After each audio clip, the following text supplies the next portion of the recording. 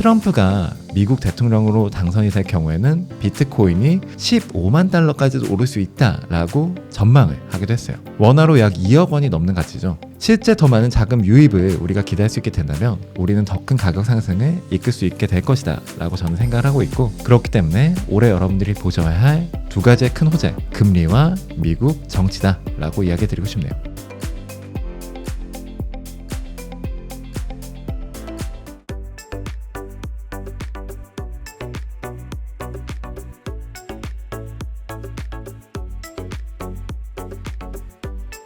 네, 안녕하세요. 저는 블록미디어에서 지금 기자이자 전략본부장으로 활동하고 있는 최동혁이라고 합니다. 저희 블록미디어는 이제 IT 기술이나 암호화폐, 블록체인 같은 주제로 이야기를 나누는 종합 미디어라고 보시면 될 것 같은데요. 그런 만큼 이제 신기술이나 어떤 이런 신투자 상품들, 암호화폐 같은 것들에 굉장히 많은 관심을 가지고 여기에 투자도 하고 공부를 많이 하고 있는 상황입니다. 이거는 정치적인 이슈랑 저는 굉장히 밀접한 관계가 있을 것 같아요. 결국 이 투자 자산이라는 게 시장에서 어떤 호재가 있다고 판단을 하고 있고, 그 호재가 실제로 반영이 되었느냐 안 되었느냐가 가격 흐름을 결정짓는 굉장히 중요한 요인이 되잖아요. 비트코인 같은 경우는 지금 크게 시장이 보고 있는 호재 두 개 있는 것 같습니다. 하나는 계속해서 말씀드리는 금리 인하가 있겠죠. 금리가 인하된다, 투자 자산, 새로운 투자 자산 더욱더 많이 오를 것이다 라고 사람들이 생각을 하고, 비트코인 금리가 내리면 오를 것이다 라고 모두가 생각을 하고 있기 때문에 실제 가격 오르게 될 겁니다. 그리고 두 번째로는 이게 정치적인 거랑도 조금 연관이 있는데, 바이든 대통령, 지금 대통령을 하고 계신 바이든 씨가 다시 연임을 하게 되느냐, 아니면 지금 그 가장 큰 경쟁자인 트럼프 대통령, 전 대통령이 이번에 이제 미국 대선에서 대통령직을 차지할 수 있을 것이냐가 비트코인 가격에 굉장히 큰 영향을 줄 거라고 생각을 해요. 이거는 이제 두 정치 집단이 이 암호화폐에 대해서 가지고 있는 그 스탠스에서 비롯된 건데요. 바이든 정부 같은 경우에는 그렇게 친근한 입장이었다라고 말하기는 조금 어렵다고 우리가 볼 수 있을 것 같아요.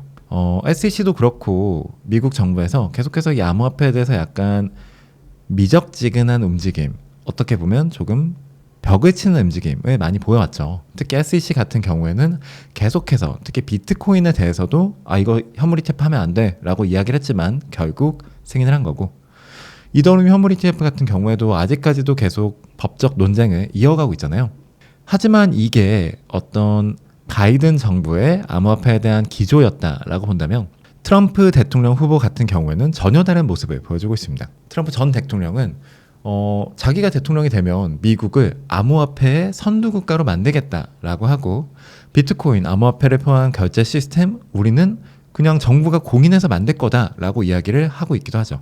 이 시대가 열리면 실제 암호화폐들은 지금 우리가 가지고 있는 어떤 법적인 우려, 어떤 걱정들을 모두 벗어 던지고 새로운 시장을 맞이할 수가 있게 되는 겁니다. 실제 미국 스탠다드 차티드 같은 경우에는 트럼프가 미국 대통령으로 당선이 될 경우에는 비트코인이 15만 달러까지도 오를 수 있다라고 전망을 하기도 했어요. 원화로 약 2억 원이 넘는 가치죠. 지금 가치로 2배가 넘은 가치가 될 것이다 라고 전망을 한 겁니다. 심지어 저 보수적인 금융기관 스탠다드 차티드에서요. 실제 더 많은 자금 유입을 우리가 기대할 수 있게 된다면 우리는 더 큰 가격 상승을 이끌 수 있게 될 것이다 라고 저는 생각을 하고 있고, 그렇기 때문에 올해 여러분들이 보셔야 할 두 가지의 큰 호재, 금리와 미국 정치다 라고 이야기 드리고 싶네요. FIT21 같은 경우에는 굉장히 중요한 법안인데, 이게 앞으로 비트코인이 어떻게 보면 주식과 같은 것이 될 수 있냐, 비트코인이라기보다는 암호화폐가 주식이 될 것이냐 아니면은 암호화폐라는 새로운 자산군이 될 것이냐라는 걸 결정하는 법안이다 라고 생각을 하시면 좋을 것 같아요. 이번 법안 같은 경우에는 사실 저는 굉장히 긍정적으로 나왔다라고 생각을 하고 있습니다. 이번 법안에서 저희가 암호화폐 관련돼서 안 좋은 이슈들 계속해서 이끄는 증권거래위원회 SEC, 게리 겐슬럽 위원장이 있는 SEC가 있죠. 그리고 이제 조금 친근한 움직임을 많이 보이고 있는 상품거래위원회 CFTC 간의 규제 경계를 미국 법상에 결정한 법안이다 라고 생각하시면 될 것 같아요. 예를 들어서 이제 앞으로는 이 기준 맞추면은 너는 CFTC한테 가서 문의해, 이 기준 못 맞추잖아? 너는 그러면 SEC한테 가서 문의해. 이거를 어떤 명문화된 기준으로서 이제 우리에게 말해주고 있는 거죠. 이게 굉장히 많은 기준들이 있는데 여러분들이 조금 중요시해서 보셔야 할 기준으로는 20%의 그 네트워크의 기준을 하나의 집단이 하나의 중앙화된 무언가가 가지고 있느냐를 중앙화된 기준, 증권의 기준으로 보았다는 부분이 여러분들이 중요시하셔야 보는 부분이에요. 예를 들어서 우리가 암호화폐라고 생각을 하고 있지만 만약에 이게 어떤 중앙화된 재단이 있어요. 어떤 굉장히 큰 고래가 있어요. 근데 이 하나 어떻게 보면 소수의 집단이 20% 이상을 가지고 있다고 했을 때 우리는 이거 탈중앙화된 자산이라고 볼 수 없어 라고 명문화를 한 거죠. 이런 것들을 앞으로 이 암호화폐 재단이 지키지 않으려고 한다면 이 사람들은 아마 증권, 주식과 같이 SEC의 규제를 받게 될 가능성이 높아지겠죠. 만약에 우리가 지금 봤는데 이미 이 친구들은 너무나도 탈중앙화된 구조를 가지고 있어요. 20% 전혀 걱정할 것도 안 돼. 그러면 미래에 이런 증권성 이슈 조금 걱정할 가능성이 줄어들겠죠. 이렇게 우리가 실제 어떤 암호화폐가 증권이냐 아니면 새로운 자산이냐를 결정짓는 기준을 만들어준 법안이다 라고 생각을 하시면 좋을 것 같고, 실제 미국에서도 이러한 움직임이 암호화폐들이 증권이 아니다 라고 판단할 수 있는 움직임이 나타나고 있다를 봐주시면 좋을 것 같습니다. 비트코인 같은 경우에는 전혀 그런 부분이 없고, 사실 비트코인은 그런 부분에 대해서 걱정이 없는 코인이기도 한 게 이제 POW와 POS라는 게 있는데, 하나의 자산이 나의 노력을 기준해서 얻어진 것이냐 증권이냐 자산이냐를 나누는 기준이다 라고 말씀드리는 게 맞을 것 같아요. POS 같은 경우에는 이제 스테이킹이라는 걸 통해서 자신의 자산을 예치해 놓으면 그것에 대해서 이자를 주는 방식으로 추가 토큰을 얻을 수 있는 구조고, POW 같은 경우에는 비트코인과 같은 내가 직접 어떠한 노력, 예를 들어서 컴퓨팅 파워를 제공함으로써 이 토큰을 얻는 구조 두 가지가 있습니다. POW 암호화폐 같은 경우에는 사실 이런 증권성 이슈에서 조금 자유로운 사항이에요. 왜냐하면 이미 이 자산을 얻는 데는 내가 노력을 했죠. 내 컴퓨팅 파워를 넣었고 내 전기를 썼고 내 노력을 해서 얻어낸 거기 때문에 정말로 말 그대로 하나의 채굴한 것과 같이 판단이 된다라고 생각하시는 것이 맞을 것 같아요. 증권성 이슈가 있는 게 이제 POS 암호화폐 쪽인 건데, 이들 같은 경우에는 내가 예치를 했죠. 은행에 넣었다라고 생각을 하실 수 있을 것 같은데, 이거로 몇 %씩 해서 코인을 받는데 이게 과연 맞느냐라는 게 논쟁이 되었던 거죠. 그래서 비트코인 ETF는 승인이 됐고 이더리움 ETF는 아직까지도 진행이 되고 있는 겁니다. 그런 토큰들이라고 할 수 있는 게 이제 이더리움, 솔라나, 그리고 굉장히 많은 POS 토큰들이 있을 수 있을 것 같은데, 큰 암호화폐들 같은 경우에는 일단은 그 부분에 대해서 조금 걱정할 부분이 적은 게 맞아요. 예를 들어서 이더리움 같은 경우에도 하나의 지갑이 20% 넘게 들고 있다라고 할 수 없고, 솔라나 같은 경우에도 그렇기 때문인 거죠. 이게 나중에 실제 조금 더 구체화가 되면서 예를 들어서 어떤 관계에 있는 사람들까지 묶어서 20%로 할 거야 라고 하면 그때는 이제 조금 더 생각을 해볼 필요가 있겠지만, 아직까지 하나의 집단이 20% 가지고 있다라고 말할 지분은 없다라고 말씀드릴 수 있을 것 같아요. 네, 사실 보수적인 스탠스를 취하는 게 지금 새로운 자산이기도 하고 새로운 시장이기도 하죠. 그리고 이게 만약에 미국이 컨트롤을 가지 못했을 경우에 어떤 걱정을 해야 될지에 대해서 아마 계산을 열심히 하고 있을 거라고 생각을 합니다. 그렇지만 지금 미국에서는 이게 하나의 정치적인 주제로 떠오르기도 했어요. 제가 최근에 이제 미국 컨퍼런스에 갔는데 거기에서는 실제 미국 대통령 후보들이 와서 암호화폐, 비트코인에 대해서 자신들의 의견을 이야기하기도 합니다. 최근 이제 미국에서 있었던 조사를 보면 기관 투자자들의 30%, 40%가 이미 암호화폐에 대해서 투자를 하고 있다라고 답변을 하기도 했고요. 굉장히 많은 부분이 이미 이 사람들의 삶에 들어가기 시작을 했고, 그렇다면 이제 정치인들 역시 이것을 하나의 토픽으로서 고민해야 되는 단계에 왔다라고 우리가 볼 수 있는 거죠. 기존에는 사실 이런 스탠스를 마음껏 취할 수 있었던 게 이거 취해도 나는 내 정치적인 영향력에 별로 영향이 없을 것 같은데 라고 판단을 했기 때문이겠죠. 내가 암호화폐 금지한다고 해서 나 뽑을 사람들이 안 뽑을까? 이 정치인들은 그렇지 않을 거다라고 판단을 했던 거예요. 하지만 이제는 암호화폐 투자하는 분들이 계속해서 늘어나고 있죠. 한국에서도 굉장히 많은 분들이 투자를 하고 있고 미국에서도 기관 투자자 30%, 40%가 투자를 한다. 그렇다면 여기에 이해관계가 얽힌 사람들은 더 많아지겠죠. 만약 내가 이 암호화폐에 대해서 굉장히 부정적인 스탠스를 취했을 때와 긍정적인 스탠스를 취했을 때 어떠한 것이 나의 정치적인 영향력에 더 도움이 될 것이냐를 이 정치인들이 실제로 고민해야 되는 단계에 왔다라는 겁니다. 트럼프는 거기서 굉장히 공격적인 스탠스를 보이고 있죠. 나는 대통령이 되면 암호화폐 결제 허용할 거다. 암호화폐 선도 국가로 미국을 만들겠다라고 하고 있습니다. 이러한 상황 속에서 바이든 현재 대통령이 과연 부정적인 스탠스를 취하는 것이 이득이 될까? 아니면 최소한 중립적인 스탠스를 취하는 것이 이득이 될까를 고민하면 당연히 중립적인 스탠스가 유리할 것이다 라고 우리가 생각을 할 수 있는 거죠. 그런 부분에서 조금씩 이 민주당 역시 암호화폐에 대해서 조금 친근한 움직임을 보여가지 않을까라고 판단을 하고 있는 상황입니다. 지금은 굉장히 긍정적이죠. 비트코인 같은 경우에도 이 디지털 골드로서의 역할을 할 수 있을 것이다 이런 뉘앙스로 계속 말을 하고 있고, 암호화폐 같은 경우에도 미래의 새로운 자산이 될 수 있다라고 이야기를 하는데요. 저는 이거 사실 미국에서도 굉장히 매력적인 자산군이 될 수 있지 않을까라고 생각을 합니다. 암호화폐라는 걸 우리가 다시 생각해보면 이게 어떻게 보면 우리가 미래의 가능성에 대해서 국경 없이 투자할 수 있는 방법이 되어주고 있는 거잖아요. 지금의 우리가 투자하는 암호화폐들 대부분 어떻게 보면 외국에 있는 기술 스타트업에 대해서 우리가 투자하고 있다라고도 볼 수 있는 거예요. 뭐 주식과 같이 뭐 지분 관계가 있거나 어떤 규정을 지키고 있거나 재무나 이런 기준들을 모두 딱딱 맞춰서 지키지는 않지만 이 투자하시는 분들은 모두 이 암호화폐 네트워크, 블록체인이 뭔가 나은 미래를 만들 것이라고 판단을 해서 거기에 투자를 하시는 거죠. 이런 부분에서 보면은 이 암호화폐라는 건 이 국가가 새로운 산업을 육성하는데 굉장히 쉬운, 굉장히 효율적인 방법이 될 수도 있는 겁니다. 암호화폐 거래소만 만들면 우리가 지금 한국 거래소에서도 거래할 수 있는 암호화폐들이 몇백 개가 되는데 이 모든 암호화폐들을 국경 없이 우리가 전 세계를 대상으로 투자금을 모아올 수 있는 기술이 될 수도 있는 거죠. 한국 스타트업에 외국 자본이 투자할 수 있는 방법이 뭐가 있었을까요? 있긴 하겠지만 너무나도 어렵고 그 기준 다 맞추려면 정말 하려다가도 하기 어려워지는 게 사실이겠죠. 그런데 이제는 만약에 이들이 토큰을 냈다라고 생각을 해보세요. 그리고 이 토큰이 외국 거래소에 상장이 됐다면 누군가는 이 기업에 투자한다라는 생각으로 이들과 함께 갈 미래를 함께 꿈을 꾸면서 암호화폐에 투자를 할 수도 있는 거겠죠. 즉 새로운 산업을 육성하고 새로운 비즈니스가 만들어내게 되는데 암호화폐는 굉장히 적합하고 효율적인 방법인 겁니다. 미국은 지금까지 이 세계 기술 혁신을 주도해 왔죠. 암호화폐에서도 굉장히 좋은 기업들, 굉장히 좋은 재단들, 굉장히 좋은 네트워크들 많이 나올 수 있다라고 저는 생각을 합니다.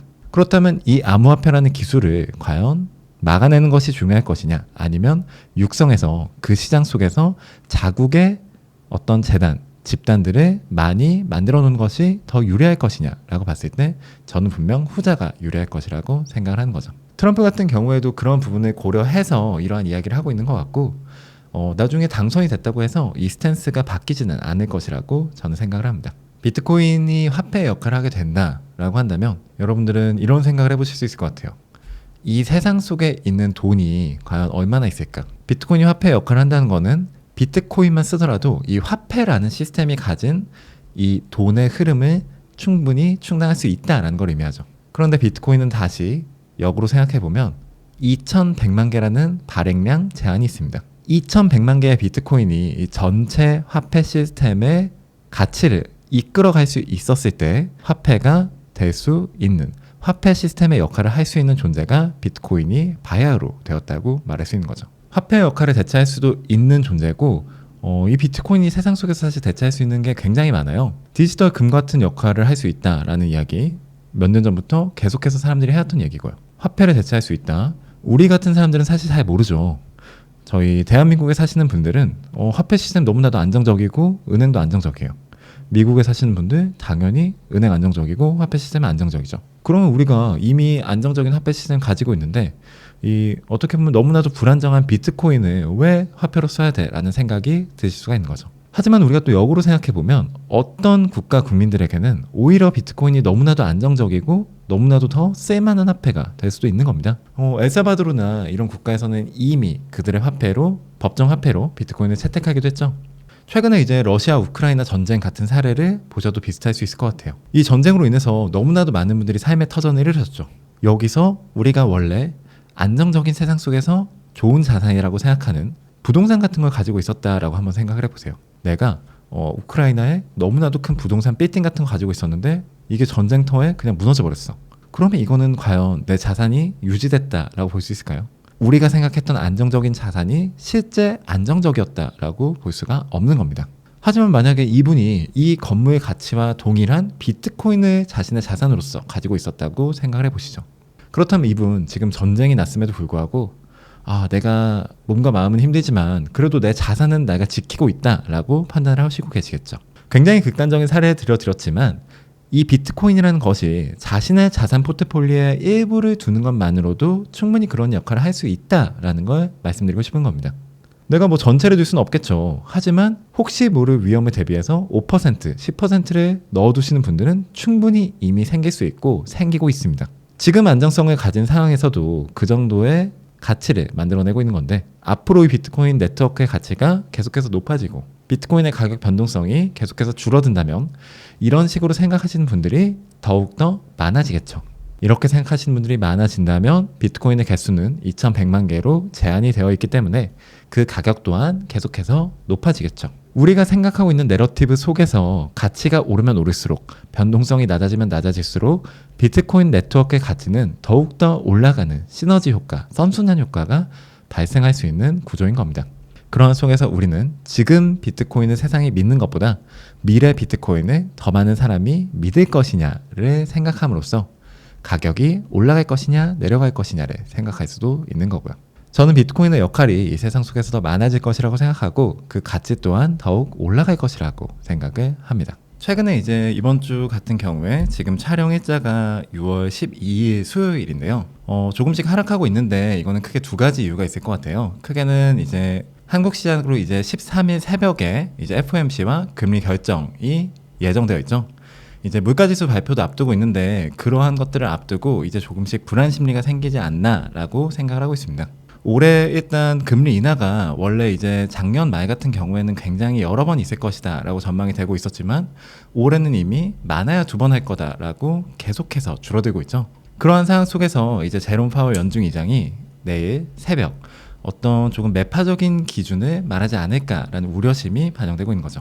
다른 이유로는 이제 최근에 다른 투자 상품들이 조금 공격적인 상승을 보였던 것이 하나의 이유가 될 수 있을 것 같아요. 최근에 이제 비트코인 같은 경우에도 기관 투자자분들도 굉장히 많이 들어오시고 현물 ETF 같은 거 나오면서 이제 개인 투자자분들도 굉장히 확대가 많이 되었죠. 그러한 상황 속에서 최근에 엔비디아 매일같이 미친 듯이 오르고 있고 오늘 아침 같은 경우는 이제 일어나서 보니까 애플 같은 경우에도 이제 어제 신제품 발표를 했는데 그게 생각보다 안 좋다라고 해서 하락을 했었는데 오히려 그거를 상회하고 더 올랐더라고요. 이러한 식으로 다른 투자 상품들에게 조금씩 관심이 몰리고 있는 게 이제 비트코인이 조금 안 좋은 퍼포먼스를 보이는 이유가 되었다라고 생각하고 있습니다. 고용 같은 경우에는 최근에 굉장히 지표가 안 좋게 나오기도 했어요. 이게 뭐냐면 사실상 이제 미국 경제가 조금 불안한 상황에 계속 들어가고 있다. 그리고 최근에는 이제 나쁜 뉴스가 좋은 뉴스다라고 해가지고 미국 경제 상황이 안 좋다라고 나오면 계속해서 오히려 투자 자산들은 오르는 시장을 보이기도 했죠. 정부가 사실 미국 정부가 굉장히 지금과 같은 긴축 정책을 유지하기 어려운 상황이 계속해서 이어지고 있다라고 생각을 합니다. 그러한 나중 속에서 그런데 물가는 사실 기대했던 만큼 떨어지지는 않고 있죠. 하지만 저는 그럼에도 불구하고 결국 이들이 긴축을 풀고 조금 더 완화적인 정책을 취할 수밖에 없을 거라고 생각을 하는데 지금 결국 이제 이 정책을 결정하는 것들도 이제 제롬 파월 그리고 월렌 재무장관 정도가 있다라고 이야기를 하고 있는데 결국 이들도 이 정부에서 정치인들이 제안해서 이 자리에 앉아 있는 사람들이거든요. 지금 같은 경우는 이제 바이든 정부에서 이분들을 이 자리에 앉혀놨다라고 우리가 생각할 수 있는 건데 트럼프 전 대통령 같은 경우에 이번에 굉장히 공격적인 이야기들을 많이 하고 있죠. 바이든 정부가 지금 국민들의 힘든 삶을 만들어가고 있다. 적당한 대책을 취하지 않고 있다라는 식으로 계속해서 공격을 하고 있기 때문에 지금 같은 긴축을 유지하기는 어려울 것이다. 저희는 생각을 하고 있습니다. 금리 인하가 없다라고 공식적으로 그게 나온다면 정말 너무나도 큰 충격이 될 거라고 생각이 들어요. 예를 들어서 그럴 경우에는 이제 보통 저희가 기술적 분석이나 이렇게 했을 때 과거 시점에 이제 매물대가 어디서 많이 쌓였느냐라는 걸 기준으로 많이 분석을 하는데요. 그 경우에는 이제 6만 달러 한 2천, 3천 부근에서 굉장히 많은 매물대가 형성이 되어 있고 또 그 밑으로는 이제 2만에서 3만 사이에 굉장히 가격이 급격하게 올랐던 시기가 있습니다. 그 부분들은 약간 어떻게 보면 이제 심리적인 부분인 건데 작년부터 이제 비트코인이 계속해서 올랐던 이유가 올해가 되면 2024년이 되면 금리도 계속해서 낮아질 거고 이 비트코인이라는 것도 현물 ETF 호재도 있고 반감기 호재도 있고 오를 거다라고 해서 많은 분들이 사주신 거죠. 그런데 이분들이 지금까지 굉장히 나는 이득이야 라고 해서 굉장히 기쁘게 들고 계셨는데 그 시점이 되면 이게 손해가 되는 시기가 올 수도 있는 거죠.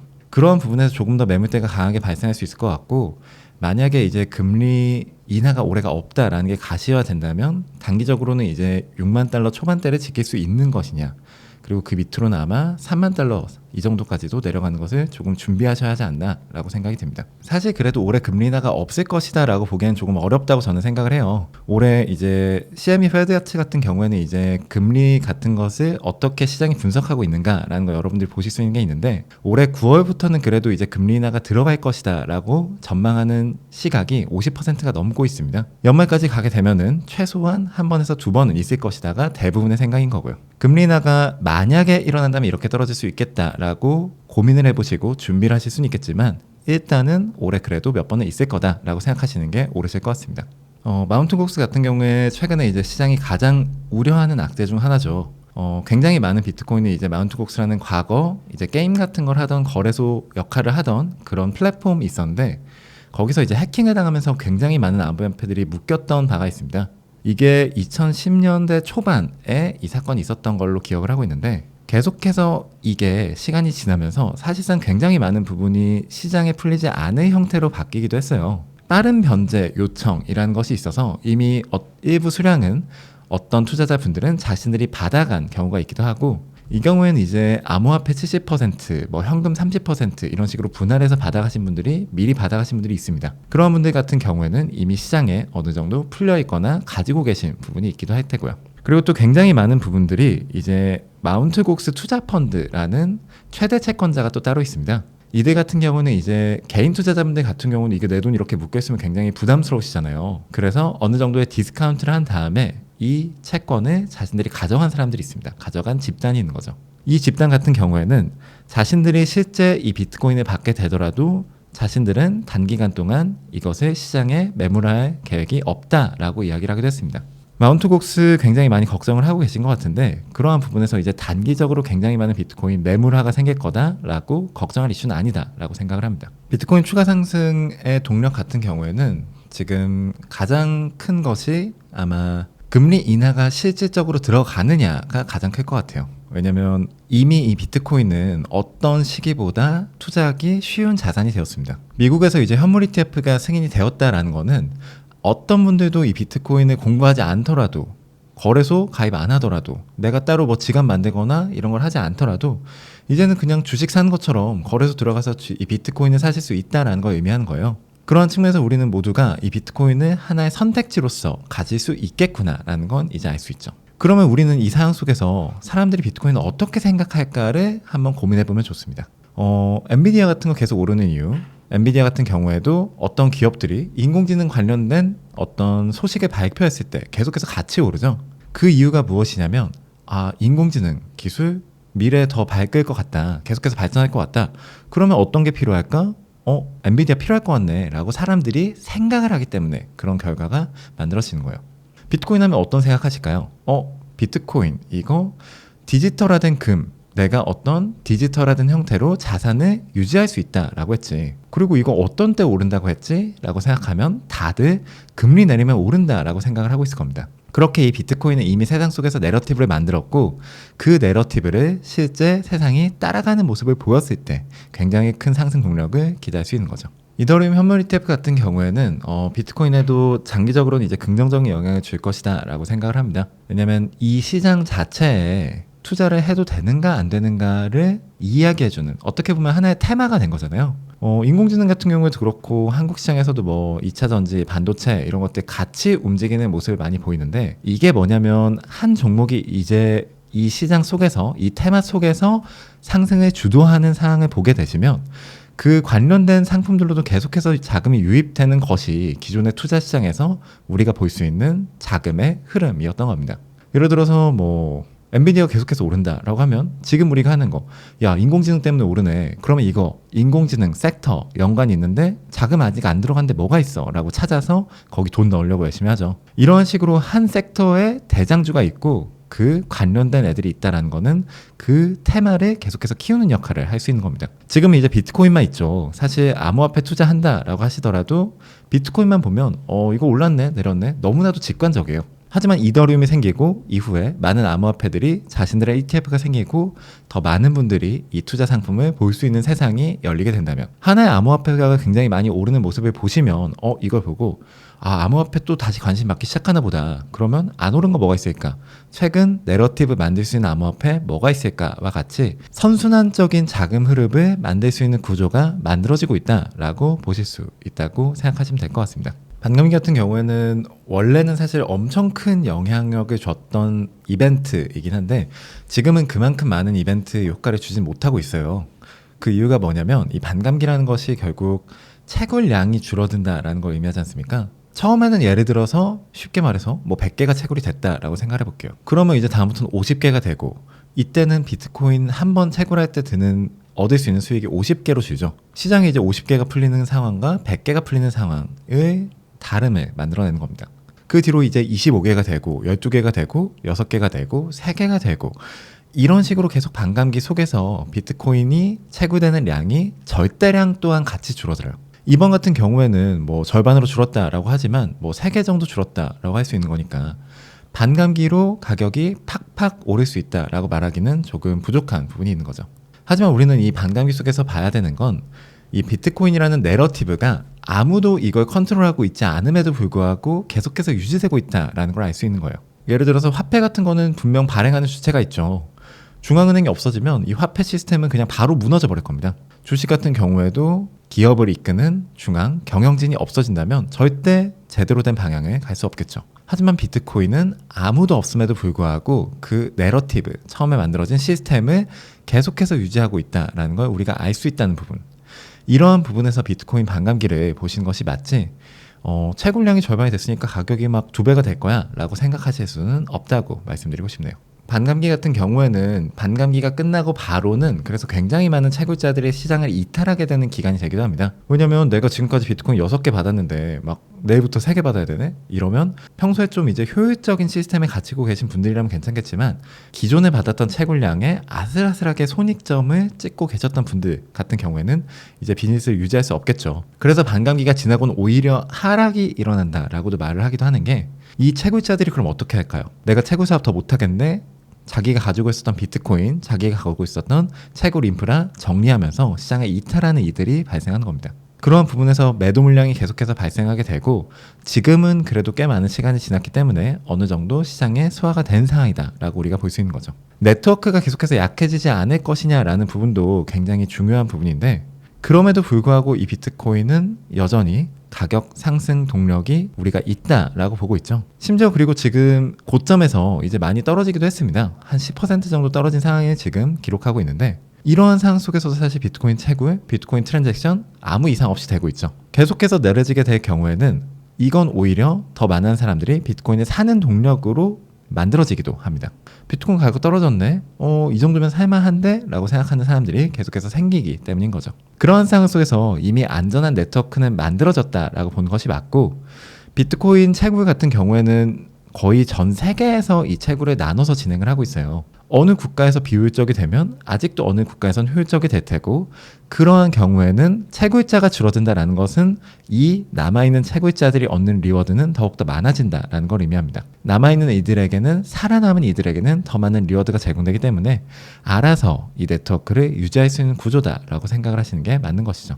네트워크가 무너질 걱정은 하지 않으셔도 된다라고 말씀드리고 싶습니다. 비트코인 현물 ETF에 투자하고 있는 기관들 지금 계속해서 늘어나고 있는데요. 여러분들은 여기서 보실 때 이 흐름에 대해서 조금 중요하게 보셔야 됩니다.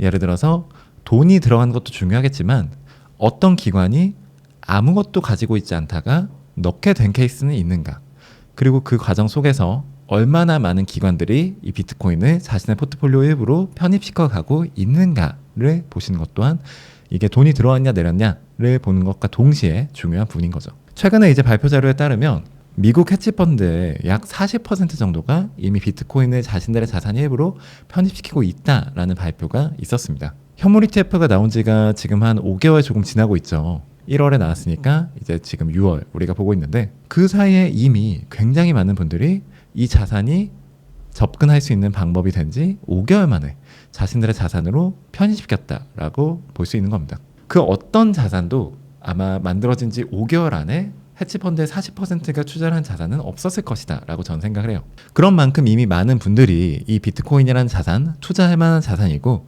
그들의 포트폴리오 일부를 넣을 만하다라고 생각을 하고 있는 거죠. 최근에는 이제 기업들이 자신의 자산으로 이 비트코인을 편입시키는 케이스도 계속해서 늘어나고 있는데, 최근에 이제 여러분들이 많이 아시는 마이크로 스트래티지 같은 경우에도 계속해서 비트코인을 사고 있고, 디파이 테크놀로지라는 기업에서도 비트코인을 우리는 앞으로 기업 준비 자산으로 편입시키겠다라고 발표한 바가 있습니다. 계속해서 더 많은 기업들이, 더 많은 벤처 투자사들이 비트코인 하나의 자신의 포트폴리오로서 편입시키고 있는 것을 우리가 실제 볼 수 있는 거죠. 자금이 많이 들어오느냐 적게 들어오느냐는 이제 경제 상황에 따라서 굉장히 민감하게 움직이겠지만, 최소한 이들이 비트코인 들고는 있어야 해 라고 생각한다는 것을 우리가 느낄 수 있는 흐름인 겁니다. 비트코인 현물 ETF 자금 유입 같은 경우에는 최근에는 사실 어제 발표치, 그저께 발표치가 떨어져가지고 이게 정확히 그렇게 말씀드리기 좀 어려울 것 같습니다. 그래서 제가 이 금리나 시장 분위기에 따라서 위아래가 굉장히 크다라고 이야기 드렸던 건데요. 자금 유입 같은 경우에 굉장히 큰 방법이 생겼다라는 게 현물 ETF의 장점인 거고, 어느 정도의 자금이 유입될 것이냐는 저는 어느 정도 디지털 금의 역할까지 해갈 수 있을 것이다 라고 생각합니다. 캐시우드의 아크인베스트라는 이제 투자사에서 이 비트코인의 역할에 대해서 분석을 하면서 어느 정도 퍼센트를 가져감에 따라서 가격이 얼마가 될 것이다 라고 분석을 한 그래프가 있기도 해요. 이걸 기준으로 말씀드리면 굉장히 재밌을 것 같은데, 지금 보고 계신 이 아크인베스트의 비트코인 가치평가 그래프를 보시면 이 친구들 같은 경우는 세 가지의 케이스 속에서 다음과 같은 역할들을 비트코인이 할 수 있다라고 이야기를 해요. 불마켓, 가격이 오르는 케이스, 평범한 케이스, 가격이 내려가는 케이스가 있는데, 이 모든 상황 속에서 비트코인의 가치는 지금보다 오를 것이다 라고 우선 판단을 합니다. 그 이유가 무엇이냐면, 비트코인이 이 세상 속에서 할 수 있는 역할이 굉장히 많은데 그 역할 중에 비중을 어느 정도 가져갈 것이냐가 그 가치평가의 기준이에요.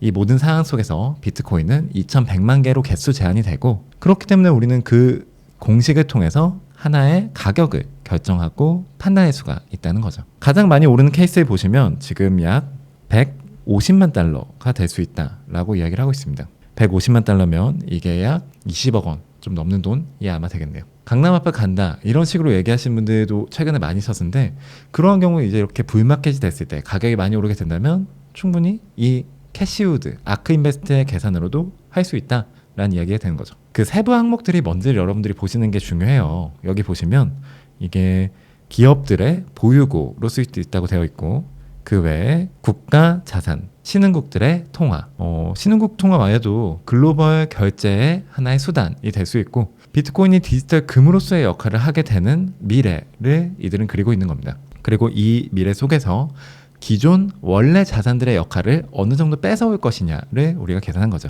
불마켓에서는 우리가 이 캐시우드, 아크인베스트 같은 경우에는 디지털 골드의 역할을 절반까지도 뺏어올 수 있다라고 이야기를 하고 있어요.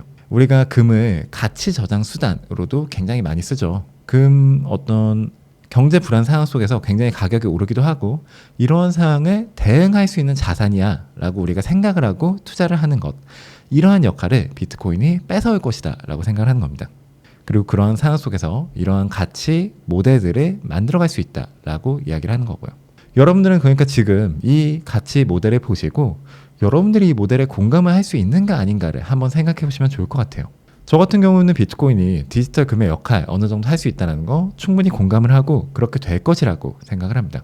앞서서 말해드렸던 어떤 전쟁터의 사례에서 보시다시피 우리가 금을 자산으로 가지고 있었다면 부동산을 가지고 있었던 것보다는 마음이 편안하겠지만 여전히 이 금 들고 다니면서 불안하겠죠.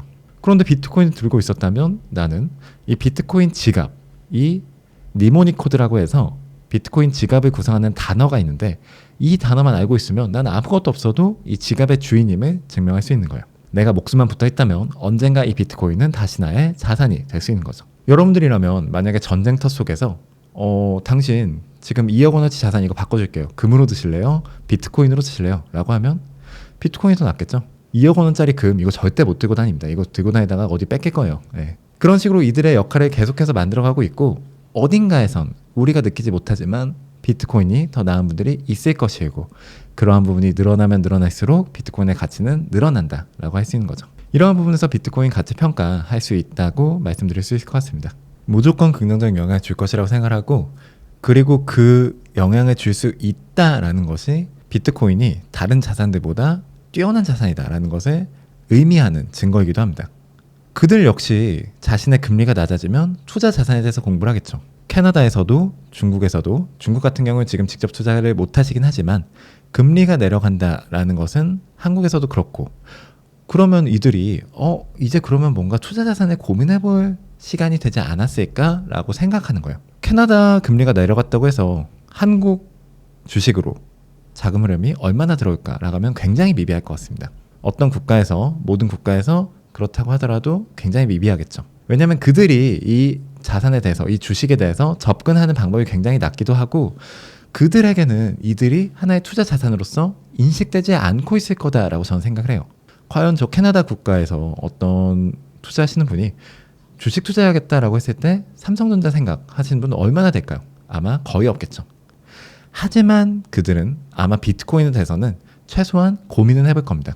이미 비트코인은 그 시장을 하나의 국가가 아니라 전 세계로 가지고 있어요. 그리고 전 세계에서 이 시장을 가지고 있다라는 걸 의미하면 우리가, 국가가 이 자산에 대해서 뒤늦은 움직임을 보이면 보일수록 그 국민들은 그 자산을 비싼 가격에 살 가능성이 높아진다라는 걸 의미하기도 하죠. 어차피 이게 승인이 되는 흐름 속에 있다면 우리가 이걸 늦게 승인한다라는 것은 이 자산에 많은 돈이 이미 들어갔을 때 승인하는 게 되는 것이고, 과연 그게 그 국가를 위해서 좋을 것이냐 라고 생각하면 아닐 것이다 라고 저는 말씀드리고 싶습니다. 그렇기 때문에 미국과 같은 국가에서도 트럼프 같은 사람들이 야, 이거 딴 나라에서 계속 사고 있잖아, 미국은 항상 이 기술 산업의 주도였는데 야, 이렇게 딴 나라 사는데 아무것도 못 팔 바에는 차라리 그냥 승인해, 사, 만들어, 육성해 라고 이야기를 하는 이유가 되기도 하는 거고요. 더 많은 국가가 이런 움직임이 보이면 보일수록 압박은 더욱 커질 거고, 저는 이미 그러한 흐름 속에 우리가 들어와 있다라고 생각합니다. 금리 인하를 통한 이런 국가들이 암호화폐와 같은 자산에 대한 노출 증가도 분명 그 하나의 씨앗이 될 것이라고 생각을 하고요. 지금 비트코인, 이더리움 같은 경우에는 고래들 축적이 가장 높아졌다라고 최근에 나오기도 했습니다. 이게 무엇을 의미하냐면, 고래라는 건 이제 암호화폐 생태계에서 굉장히 많은 암호화폐를 자신의 지갑 속에 들고 있는 사람들을 의미해요. 이 사람들은 단기적인 움직임에는 크게 영향을 받지 않고 이 자산들을 대부분 장기 보유하는 성향을 가지고 있는 이들입니다. 이들이 모두 장기 보유한다라고 말할 수는 없겠지만 과거의 추세를 봤을 때 굉장히 많은 비트코인, 이더리움을 들고 있었던 사람들은 다른 소액 투자자 대비 이 자산을 자신의 지갑에 넣고 있는 기간이 길었다라는 걸 의미하는 거죠. 그러면 이거는 동시에 이 시장 속에서 거래될 수 있는 이 자산의 양이 계속해서 줄어들고 있다라는 걸 의미하기도 합니다. 손바뀜이 적게 일어나고 이 가격대에서 나는 그냥 들고 있을래 라고 생각하는 사람들이 늘어난다라는 걸 의미하는 거죠. 바닥이 계속해서 단단해지고 있고 새로운 자금이 들어왔을 때 가격이 올라갈 가능성은 더욱 높아지는 겁니다. 왜냐하면 시장에 이 비트코인을 파는 사람이 100명이 있다라고 생각을 해보세요. 7만 달러에서 8만 달러까지 100달러마다 층을 쌓아놨을 때가 있을 거고, 20명이 있었다면 이거는 층을 500달러마다 세워놔야겠죠. 가격이 올라갈 가능성이 한 명을 해치울 때마다 500이 올라갈 수 있는 거랑 100이 올라갈 수 있는 거, 이 실제 거래를 하는 사람이 적다라는 것은 가격이 올라갈 동력이 더욱 커진다라는 걸 의미합니다. 적은 거래량이 발생하더라도 그 매물 벽은 쉽게 무너질 수가 있는 거니까요. 그런 상황이 계속해서 만들어지고 있는 거고, 비트코인 가격이 역대 최고치에 가까움에도 불구하고 누군가는 계속해서 축적을 하고 있고, 그런 상황 속에서 새로운 자금의 유입 가능성 또한 계속해서 높아지고 있다라고 해석하실 수 있는 지표입니다. 일반적으로 접근이 가능한 거래소에서 이 암호화폐를 거래할 수 있게 된다라는 거는 정말 너무나도 큰 호재입니다. 이거는 여러분들이 정말 새로운 시장에 이 자산이 열었다라고 보시는 게 맞아요. 설명을 하자면, 원래 비트코인 우리가 사려면 암호화폐 거래소 가입해야 됐죠. 한국에서는 심지어 어떤 은행 계좌 열어서 그 은행 계좌를 실제 연동하고 내가 이 은행 계좌 주인 맞아요 인증을 해야지만 거래를 할 수 있었습니다. 이거 너무나도 불편하죠. 우리가 이런 사례를 볼 수 있는 것 중 하나가, 여러분들 패스트푸드점 가시면 키오스크 있으시죠? 이 키오스크 쓰는 거 너무 어려서 주문도 못하겠다 하시는 분들 너무나도 많으시잖아요. 원래 암호화폐 거래소를 거래하기 위해서는 이 키오스크조차 어려운데 이거보다 훨씬 어려운 과정을 거쳐서 자신의 돈을 넣고 투자를 해야 됐던 겁니다. 하지만 이제 우리가 CME 같은 일반적인 주식 거래소 같은 데서 거래를 할 수 있게 된다라는 거는 아무런 추가 프로세스를 하지 않더라도 내가 그냥 이거 사고 싶어 라고 하면 살 수 있다라는 걸 의미하는 거죠. 원래였으면 이게 비트코인이 음식점이라고 비유했을 때 정말 인터넷 검색했는데 리뷰도 하나도 없고 언제 어느지도 없고 뭐 배달도 안 돼, 주문도 안 돼, 전화도 안 받는 음식점이었다면 지금은 뭐 배민이 있고 뭐 배달 사이트 다 있고 리뷰 있고 메뉴판 다 있고 너무나도 쉽게 살 수 있는 음식점이 되었다라고 생각을 해주시면 돼요. 이제 남은 건 이 사람들에게 비트코인 살만해요, 믿을만해요, 혹은 가격이 오르면서 이 사람들이 포모가 생기기 시작한다면 너무나도 많은 돈이 과거와는 다르게 너무나도 쉽게 들어올 수 있는 구조가 우리에게 만들어진 거죠. 이게 단순히 나는 원래 비트코인 구매했는데 뭐 나한테는 아무 의미 없는데 라고 생각하실 게 아니라 제로에서 0을 만든 뉴스다 라고 판단하시는 게 맞습니다. 지금까지 한 번도 비트코인에 돈 넣을 생각 못 하셨던 분들도 이제 조금만 끌리면 넣을 수 있는 상황이 우리 앞에 열린 거죠. 저는 그리고 그게 굉장히 많은 매스 어덥션, 자금 흐름의 근거가 될 것이라고 생각을 합니다. 네, 제가 비트코인 투자 말씀드릴 때 항상 하는 사례가 하나 있는데 예전에 제가 영화를 보면서 이런 장면을 본 게 있어요. 포레스트 검프라는 영화를 보시면 거기서 주인공이 한 편지를 받고 제가 그 친구가 군대에 있었을 때 상사님께서 제 돈을 관리해 주셨는데 어느 날 자기가 무슨 과일 회사가 투자를 했다더니 우리는 앞으로 평생 돈 걱정할 필요가 없어졌어요 라는 이야기를 했다라는 장면이 있습니다. 그 장면이 뭐냐면 바로 그 상사님이 애플 컴퓨터, 애플 주식을 굉장히 초기에 사셔서 이거를 나중에 상장할 때까지 들고 계시던 거죠. 당시에 이제 주식 가격이 제가 그때 계산을 했을 때 기준으로 약 0.3달러 정도가 됐었던 것 같아요. 근데 애플에 굉장히 초기 투자를 하시고 나중에 상장할 때까지 들고 계셨다면 당연히 그때 경제적 자유 이루셨겠죠. 여기서 재밌는 게 그 영화를 보고 내가 애플 이거 굉장히 멋있는 사례다. 이거 나도 한번 사서 앞으로 내가 이 미래를 만드는 기업들을 미래를 만드는 무언가를 보는 하나의 훈장으로 들고 있어야지 라고 해서 1,000만 원만 딱 넣어 놓으셨다라고 생각해 보죠.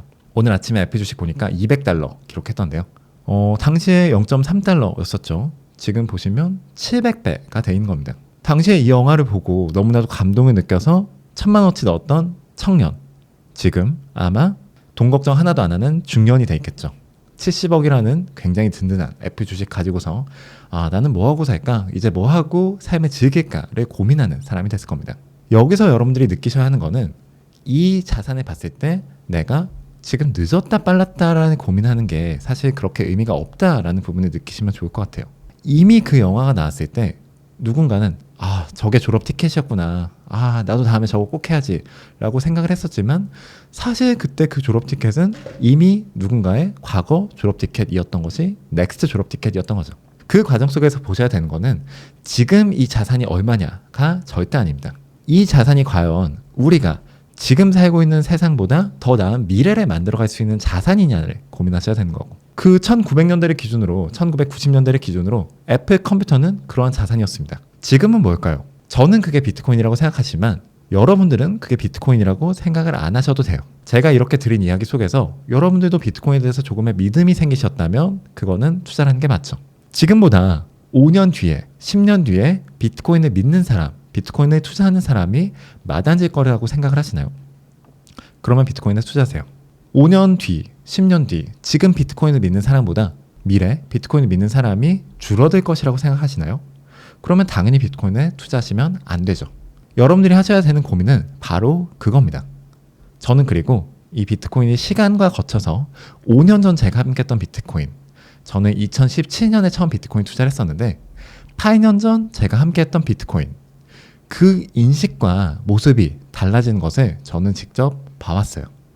그리고 저는 그 세상 속에서 5년 뒤, 10년 뒤 지금 이 비트코인 영상을 보시면서 난 잘 모르겠는데 라고 생각하시는 분들도 지금보다는 더 믿을 것이라고 생각을 하는 거죠. 그래서 저는 비트코인에 투자를 하는 거고, 여러분들께 마지막으로 드리고 싶은 말, 여러분들이 미래를 만들 것이라고 생각하는 자산에 투자를 하셔야 된다. 저는 그게 비트코인이라고 생각하지만 여러분들에겐 그게 아닐 수 있다. 하지만 아니라고 생각하시더라도 꼭 그 과정 속에서 여러분들의 삶을 바꿀 기술, 기업을 고민하시면 좋겠다라고 이야기 드리면서 긴 시간 이야기 마무리하도록 하겠습니다. 들어줘서 감사합니다.